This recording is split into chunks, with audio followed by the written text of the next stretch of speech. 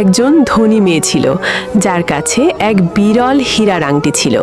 আংটিটা ছিল তার পরিবারের প্রাচীন সম্পদ। একদিন অসাবধানতাবশত তিনি আংটিটা বারান্দায় রেখে যান। কিছুক্ষণ পর একটি কাক এসে চকচকে আংটিটা ঠোঁটে করে উড়ে যায়। কাকটি একটি পুরনো গাছের ডালে গিয়ে বসে।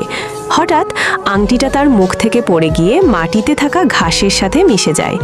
একটি ছাগল এসে খাবার খেতে খেতে সেই আংটিটা গিলে ফেলে। ধনী মেয়েটি আংটি হারিয়ে পাগলের মতো খুঁজতে থাকে।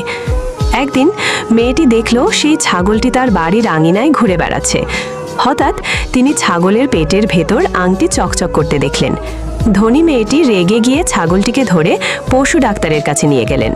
ডাক্তার অপারেশন করে আংটিটা বের করে দিল, কিন্তু বেচারা ছাগলটি খুব কষ্ট পেল। মেয়েটি তার আংটি ফিরে পেল, কিন্তু ছাগলটি আহত হয়ে কাতরাচ্ছিল।